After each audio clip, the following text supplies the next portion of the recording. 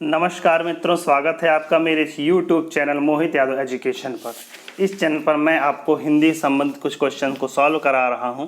अभी तक मैंने 3 पार्ट करा दिए हैं और उसका चौथा भाग है। यदि आप इसके पहले की वीडियोस देखना चाहते हैं तो उसका लिंक आप डिस्क्रिप्शन में पा सकते हैं। इसके साथ ही मैं जो आज पढ़ाऊँगा उसका PDF भी आप लिंक में पा सकते हैं। तो शुरू करते हैं आज का टॉपिक। तो सबसे पहला क्वेश्चन जो आपके सामने है वो है कि वे आविकारी शब्द जो 2 शब्दों, वाक्यों अथवा वाक्य खंडों को जोड़ते हैं क्या कहलाते हैं।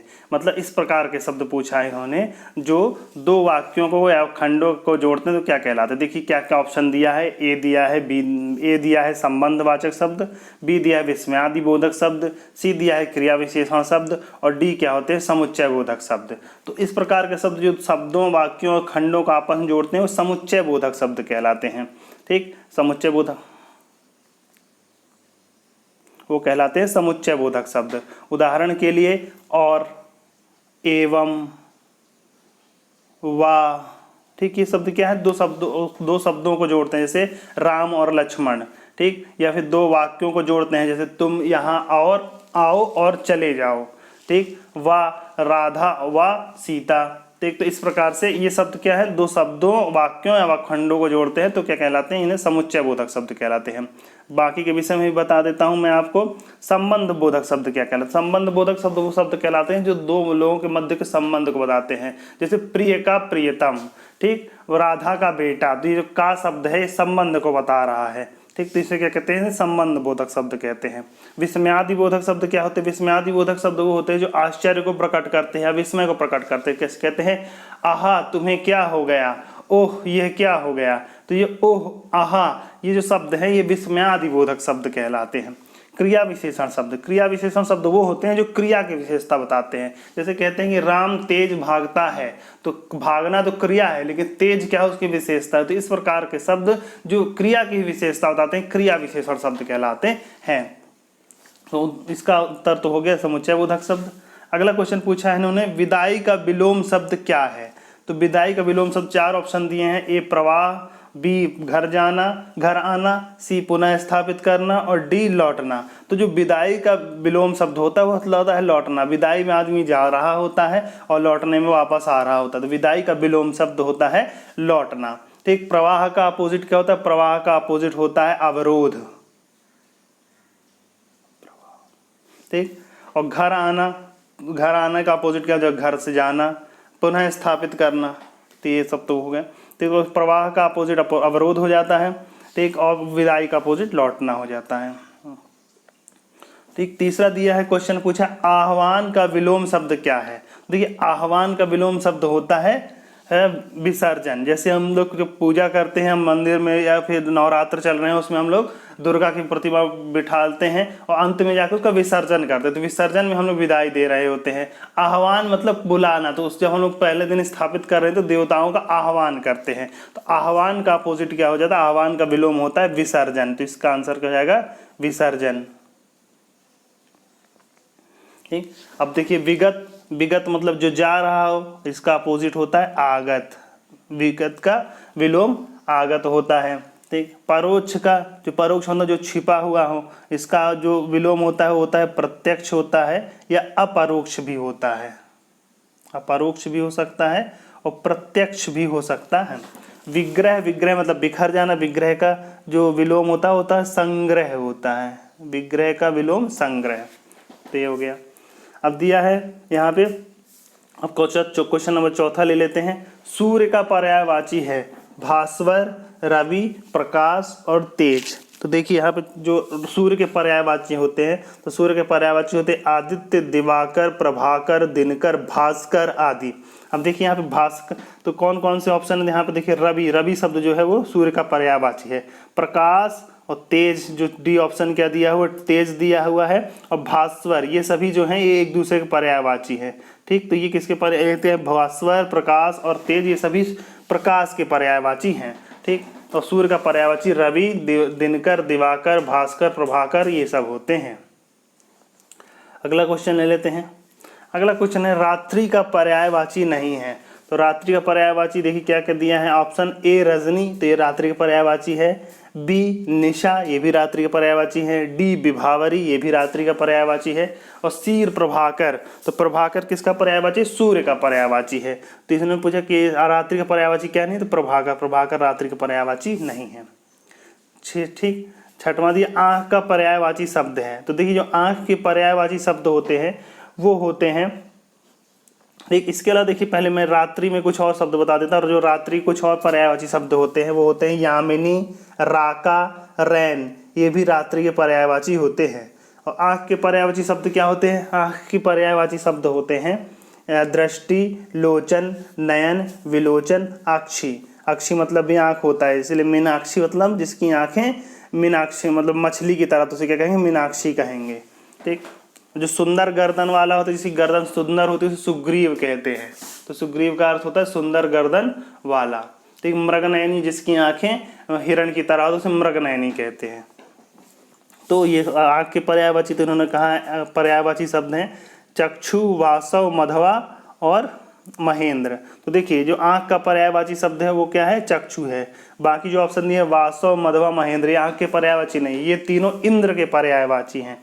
किसके इंद्र पर्यायवाची है? इंद्र के। ठीक। तो ये बाकी इंद्र के पर्यायवाची कौन कौन है? मधवा, वासव, महेंद्र, ये इंद्र देवताओं का राजा इंद्र के पर्यायवाची हैं। अगला है पंडित का विलोम शब्द है।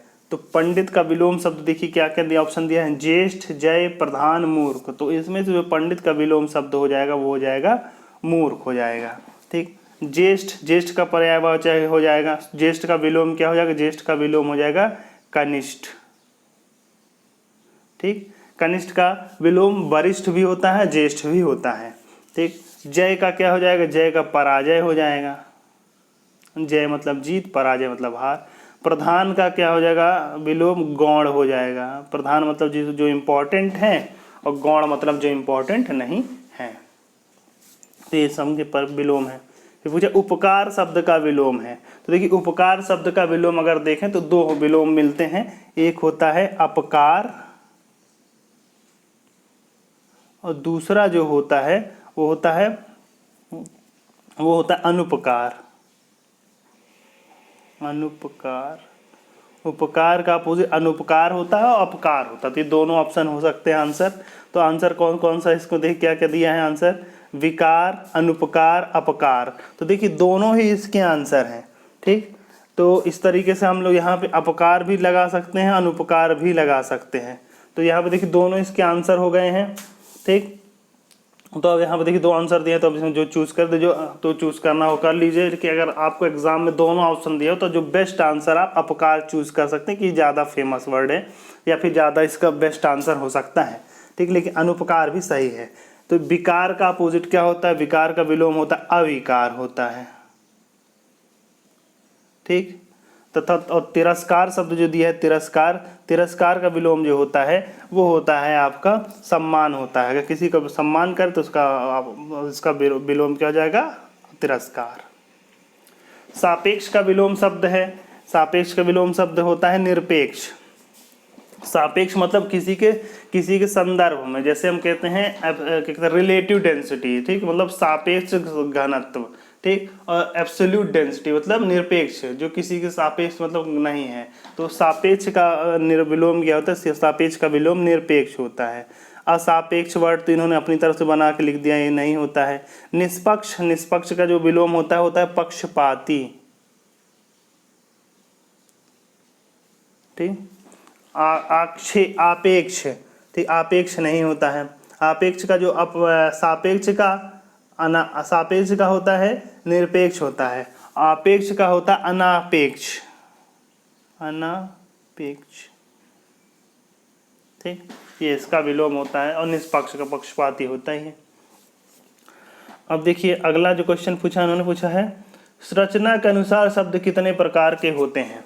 तो देखिए मैंने अभी जो आपको बताया था एक दिन, तो बताया था कि जो बताए थे तत्सम, तद्भव, देशज, विदेशी संकेत, ये उत्पत्ति के आधार पर शब्द होते हैं। तो उत्पत्ति के आधार पर शब्द 5 प्रकार के होते हैं। देखिए अगर रचना के आधार पर बात करें तो रचना के आधार पर जो शब्द होते हैं वो 3 प्रकार के होते हैं। रचना के आधार पर शब्द रूप 3 प्रकार के होते हैं। नंबर 1 होते हैं रूढ़ शब्द, रूढ़। दूसरे शब्द होते हैं यौगिक, और जो तीसरे होते हैं वो होते हैं योग रूढ़। रूढ़ शब्द क्या होते हैं? रूढ़ शब्द इस प्रकार के शब्द होते हैं जिनको अगर हम लोग अलग करेंगे तो उनका कोई पृथक पृथक अर्थ नहीं रह जाएगा। जैसे अगर हम कहें कुत्ता, कुत्ता कहें तो कुत्ता में अगर हम कू को अलग कर दें, आधा ता को अलग कर दें, ना तो इसका अर्थ कोई विशेष रह जाएगा ना इसका कोई विशेष अर्थ रह जाएगा। तो ये शब्द क्या कहलाते हैं? ये शब्द रूढ़ शब्द कहलाते हैं। मतलब वो जैसे हैं वैसे ही हैं, उनको किसी तरह से बनाया नहीं गया हो, जैसे बने हुए तो वैसे ही बने रह गए। ठीक, जैसे हम कहें खिड़की तो खिड़ प्लस की, ठीक, तो इसमें क्या अलग अलग करने में उनका कोई अर्थ नहीं रह जाता है। मतलब इस प्रकार के शब्द जो जैसे थे वैसे के वैसे हैं, उनको किसी तरह से जोड़ गांठ के नहीं बनाया गया है, तो इसे हम क्या कहते हैं? रूढ़ शब्द कहते हैं। ठीक, यौगिक शब्द किसे कहते हैं? यौगिक शब्द इस प्रकार शब्द होते हैं जो दो शब्दों को मिलकर बने होते हैं। जैसे नील कमल, नील कमल देखिए, नील प्लस कमल दो शब्दों से मिलकर बना है, दोनों के पृथक पृथक अर्थ हैं। तो कहें कमल नयन, तो कमल शब्द का भी अर्थ है, नयन शब्द का अर्थ है। तो ये शब्द क्या कहते हैं? यौगिक शब्द कहलाते हैं। मतलब जो इस प्रकार के शब्द जो दो भिन्न भिन्न अर्थों वाले शब्दों को मिला करके बनाए गए हैं उन्हें क्या कहते हैं? यौगिक शब्द कहते हैं। तीसरे शब्द होते हैं योग रूढ़।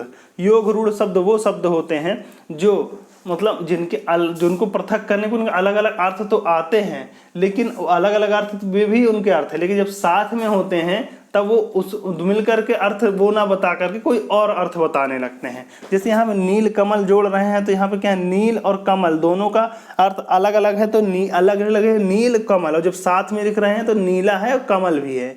ठीक, और जगह हम लोग कहें कमल नयन तो कमल का अर्थ भी अलग है और नयन का भी अर्थ अलग है। जो साथ में हो जाते हैं तो जाते हैं कमल नयन, तो मतलब कमल के नयन, जिसके नयन कमल की तरह है।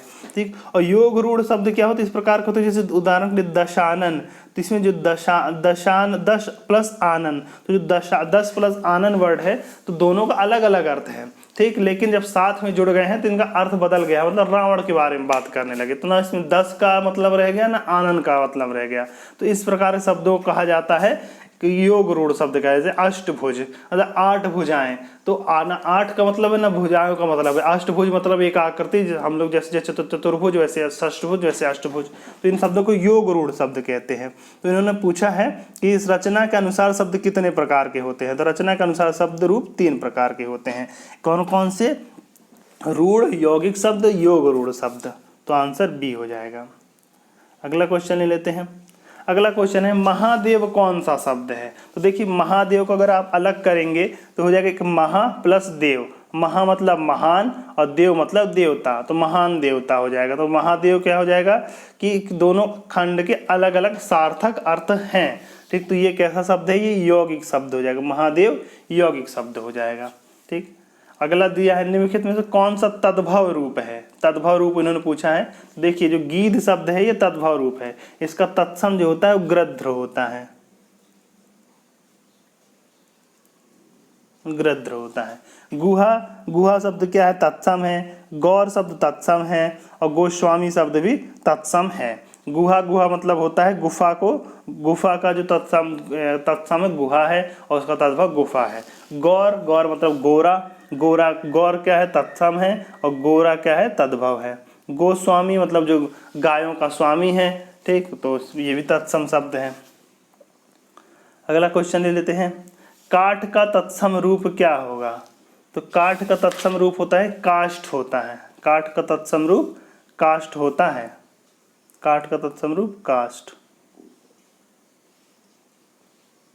ठीक, तो और बाकी कोष्ठ, कोष्ठ तत्सम रूप है, लेकिन इसका जो तद्भव होता है कोठा होता है। कोष्ठ का तद्भव कोठा होता है। लकड़ी, लकड़ी अब देशज भाषा का शब्द है। नाव क्या है? तत्सम शब्द है। ठीक है, पहले काठ का तत्सम पूछा तो काठ का तत्सम क्या होता है? काष्ठ होता है। 14वां क्वेश्चन दिया है तीखा का तत्सम रूप क्या है? तीखा का तत्सम रूप तीक्ष्ण होता है। तीखा का तत्सम रूप तीक्ष्ण होता है। ठीक, बाकी तीव्र होता है, तीव्र नहीं होता है। तीव्र का अपोजिट क्या? तीव्र का क्या तत्सम तीव्र है, इसका तद्भव तेज है। ठीक, परीखा, बाकी ये नहीं होते हैं। ठीक, तो तीनों पर तीखा का तत्सम क्या होता है? तीक्ष्ण होता है। अगला दिया है 3 तेरा होना। 3 तेरा होने का अर्थ क्या होता है? 3 तेरा होने का अर्थ होता है कि भाग जाना या यहाँ वहाँ भाग जाना। तो क्या क्या उदाहरण दिया है? अस्पष्ट होना तो ये नहीं, उचित ना होना ये भी नहीं, तीतर बितर होना तो ये है सी उदाहरण है, सीधी बात ना करना ये भी नहीं। तो देखिए यहाँ पे ये मुहावरा है, क्योंकि इसके अंत में क्या है, इसके अंत में क्रिया लगी हुई है।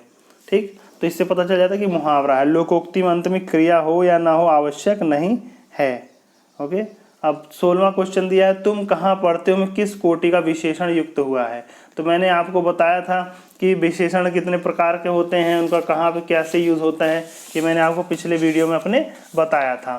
तो ये ठीक, तो उस हिसाब से यहाँ पे आप देख सकते हैं कि अलग अलग यहाँ पे पूछा क्या है, यहाँ पे पूछा है कि तुम कहाँ पढ़ते हो में किस कोटि का वो है विशेषण प्रयोग हो रहा है। तो देखिए यहाँ पे क्या करेंगे, यहाँ पे हम इससे पता चलता है कि यहाँ कौन कौन से ऑप्शन दिए, पहले देख लेते हैं। ऑप्शन दिए गुणवाचक, संख्यावाचक, प्रश्नवाचक, संकेतवाचक।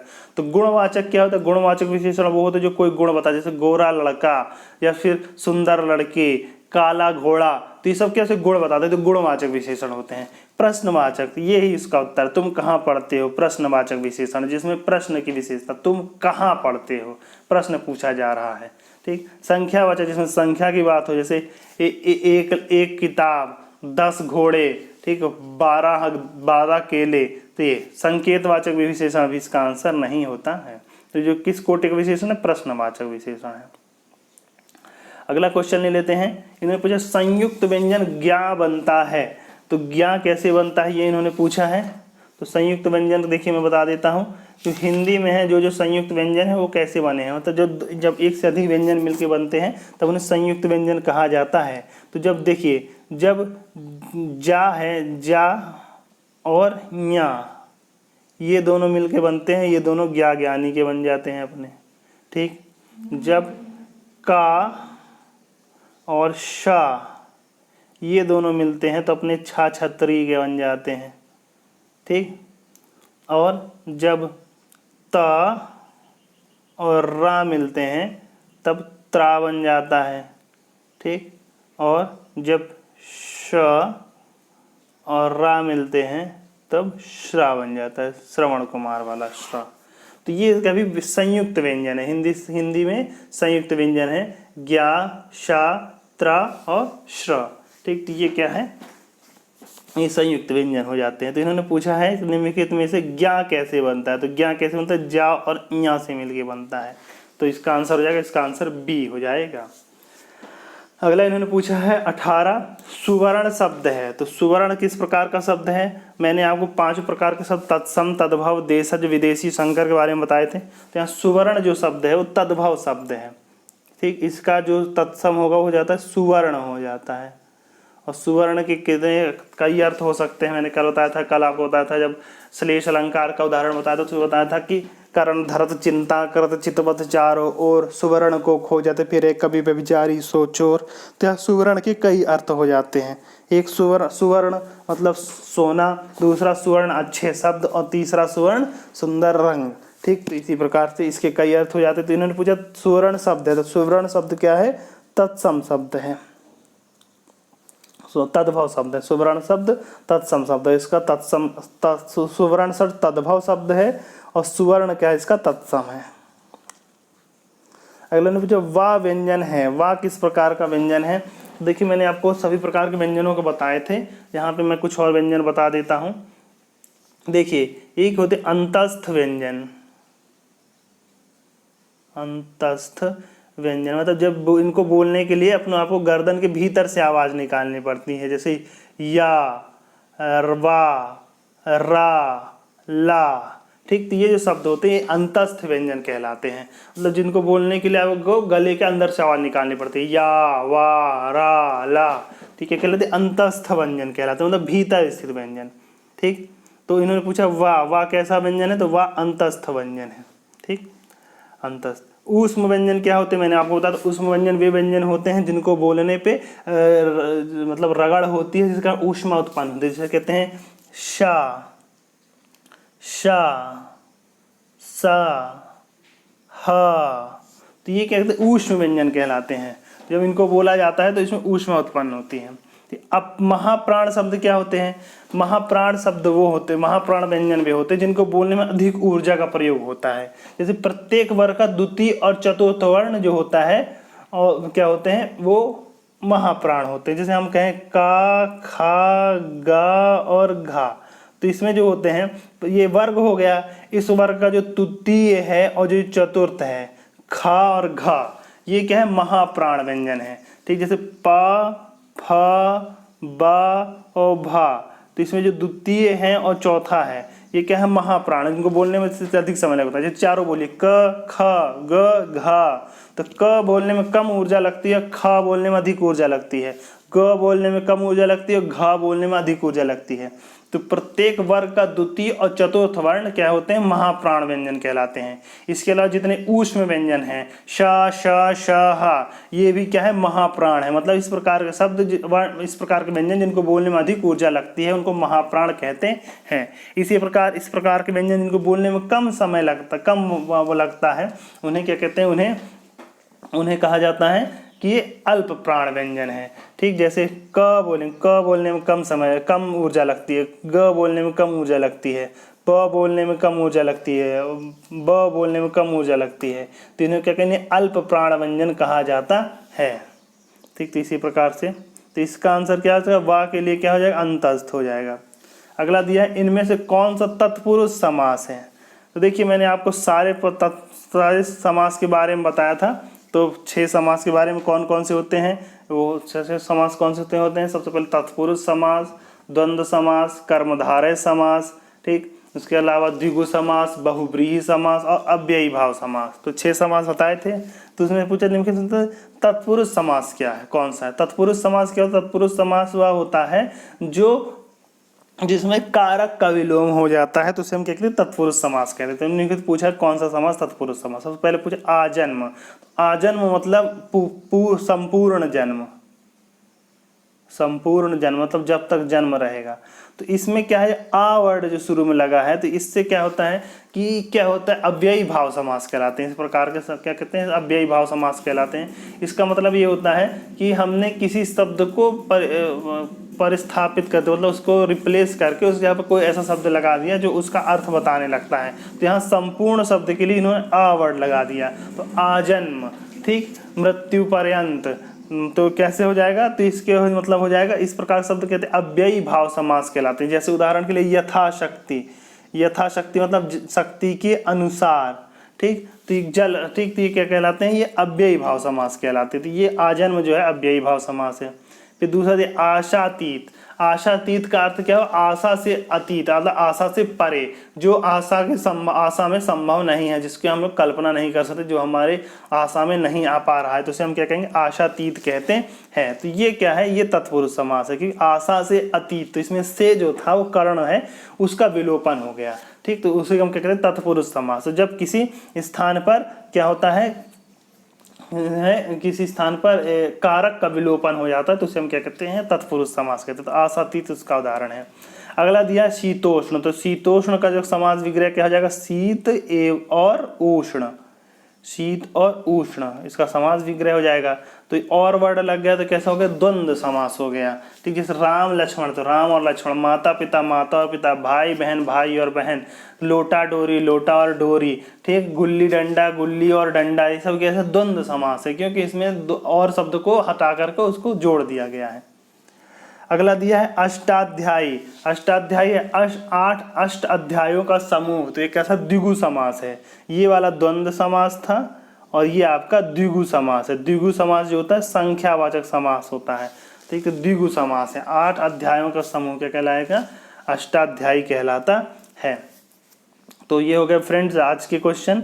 मोस्टली लगभग, क्योंकि हमने जो 3 बढ़ाए हैं तो उसमें अधिकतर चीज़ें पढ़ा दी हैं, तो जब मैंने पढ़ा दिया तो यहाँ पे सिर्फ क्वेश्चन आए हैं, तो सिर्फ क्वेश्चन सॉल्व करना रह गया था, तो इसीलिए ये वाला वीडियो थोड़ा जल्दी कंप्लीट हो गया, इसके 20 क्वेश्चन।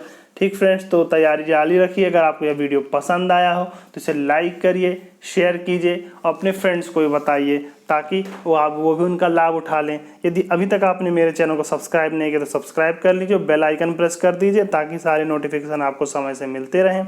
ठीक फ्रेंड, तो फिर मिलेंगे। यदि आप इसके पहले के वीडियोस देखना चाहते हैं तो उसका लिंक आप डिस्क्रिप्शन में पा सकते हैं, और आप चाहें तो इसका PDF डाउनलोड करना तो उसका लिंक भी डिस्क्रिप्शन में आपको मिल जाएगा, और चाहें तो आप हमारा टेलीग्राम चैनल भी ज्वाइन कर सकते हैं, उसका लिंक भी डिस्क्रिप्शन में मिल जाएगा। तो फ्रेंड्स फिर मिलेंगे आपसे नए प्रश्नों के साथ, तब तक तैयारी जारी रखिए। अगर कोई चीज़ समझ में ना आई या कोई क्वेश्चन हो आपका तो नीचे कमेंट बॉक्स में कमेंट करके पूछ सकते हैं, मैं आपके सारे प्रश्नों का जवाब देता हूं। तो फिर मिलेंगे आपसे, तब तक के लिए धन्यवाद। तैयारी जारी रखिए, क्योंकि कोई भी लक्ष्य बड़ा नहीं, हारा वही जो लड़ा नहीं। धन्यवाद।